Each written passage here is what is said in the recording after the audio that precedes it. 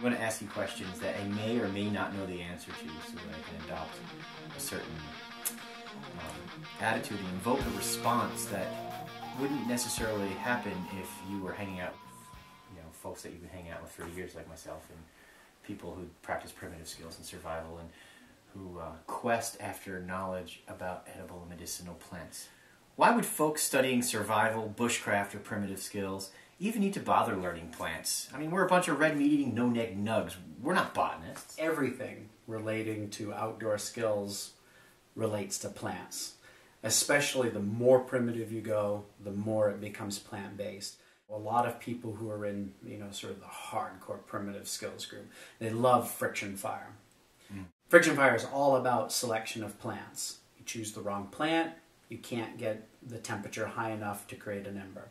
And as you make that become more and more, what do we want to say, abo, more and more primitive, rely less and less on metal tools, then you need to know the woods that you need the cords that you need to know how to gather these at any time of year, which means that you need to know how to identify plants even in the winter when they've lost their leaves, etc. But you think about it, any skill that's out there, I don't care if it's shelter building, ceramic technology, it all involves plants.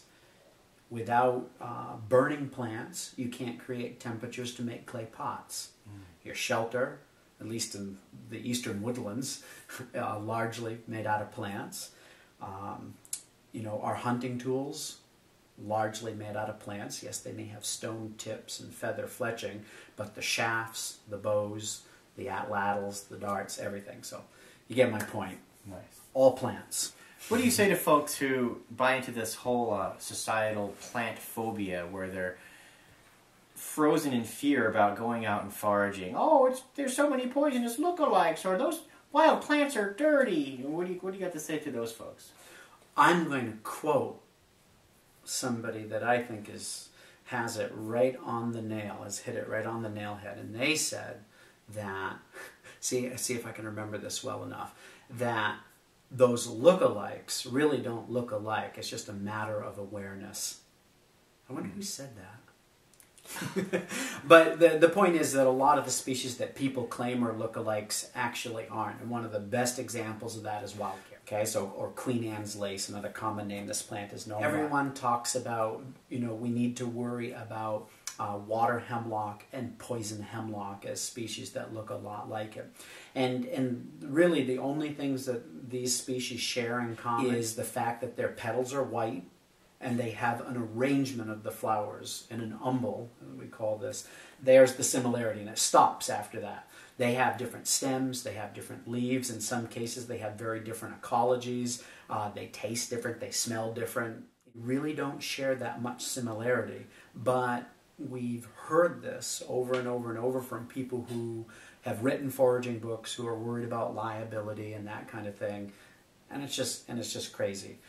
There truly are in some places some edible species and some toxic species that that do kind of look alike, but not the ones that you constantly hear about. If you want to talk about safety of plants, I mean, when was the last time somebody went foraging and then picked up a foodborne pathogen? Right? I mean, I eat wild lettuce that all the time and consume that here. I'm pointing outside. And we've never had any issues whether we've consumed it raw or cooked. But when was the last time that you heard about somebody getting Escherichia coli on lettuce that was, purchased in the store?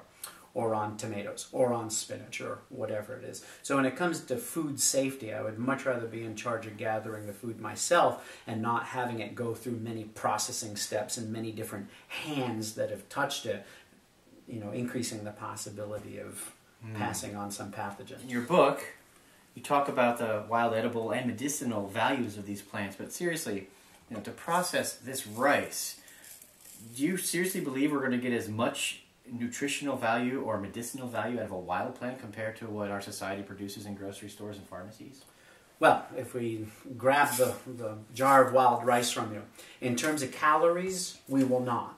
And that's a pretty well documented fact that wild plants, because they, generally speaking, contain a lot more fiber per unit mass, we don't get the amount of calories from them. But that's one of the problems. We've bred our plants to produce lots of sugars and lots of calories without necessarily all of the vitamins, minerals, fiber, beneficial phytochemicals, and that kind of thing that we need to get. So looking at it just from a calorie perspective, no. But when we look at the average percent of the population that's obese in this country, maybe it's a good thing they do a little bit more of their own processing. But when we look at it in terms of what you were asking, and that is vitamins, minerals, and things like that, again, it's a pretty well documented fact that wild plants are, on average, more nutritious than their cultivated counterparts. And that's because their cultivated counterparts have been genetically modified from a wild progenitor, again, to create something that's sweeter, has more juicier texture, these kinds of things. And what's often happened is bitter or otherwise distasteful components have been bred out of these plants. One of the really interesting things for me is that when we look at cultivated plants and we realize that they're cared for, right? They're provided with nutrients because we enrich the soils with synthetic fertilizers, and then we use herbicides, pesticides, and fungicides to keep them free of their predators that would come to these things. We find that the plants don't have to defend themselves. Right. And in doing so, they don't have to produce terpenes and alkaloids and some of these other classes of phytochemicals that they use to keep themselves protected from insect herbivores or fungal pathogens and that kind of thing. It turns out, though, that many of these compounds that I was just talking about have benefit to us. They can be antioxidant, they can fight cancer, they can fight infection in our body. So from the perspective of both edible and medicinal plants, wild plants per unit mass are much more, what do we want to say, active, potent, vibrant than cultivated plants. You mentioned a lot of the food advantages. Could you give me an example of a domestic plant that's known for some mineral or vitamin and compare it to a wild plant, just to see how it compares? Yeah, sure. The one that students will have heard a bunch of times, and so pardon for repeating myself, but one of my favorite examples is the orange. We're universally told that citrus fruits are really high in vitamin C, and that this is something that, when it comes to protecting ourselves from a cold or the flu or something, we should eat our citrus fruits. It's a great marketing campaign, and it's worked, and people buy lots of citrus fruits. They're shipped all over the world, but in fact, they're not that good. When you look at the amount of ascorbic acid they contain, the amount is generally reported to be around 50 milligrams of ascorbic acid per 100 grams of tissue. You don't really need to remember all of that stuff, just remember the 50 number. It's more interesting to note that there are oranges that have been tested that have no vitamin C at all. And that's because of the conditions that they were grown in. So you might get none, but 50 is this average number. And then take a look at the rosehip. Another one that people know is pretty rich in vitamin C. Just how rich. If you take the beach rose, which is a species that grows along our main coastline, and it's also occasionally planted inland, its hip, which is that fleshy tissue that surrounds those seed-like fruits inside, the whole thing together has 2,700 milligrams of ascorbic acid per 100 grams of tissue. So you're talking, and I haven't done the math in my head, but that's, 25 times or 30 times the amount of vitamin C. Right. And there's a lot of examples like this that we get. And when we remember that vitamin C is an antioxidant that protects us from free radical damage, it is an anti-inflammatory in our body, so it keeps our joints moving smoothly so that we're not developing arthritis. It's also necessary for all kinds of things, including periodontal health, etc. You start to understand why it's good to be getting those doses of vitamins from food, not, of course, from synthetic vitamins. Welcome to the jungle.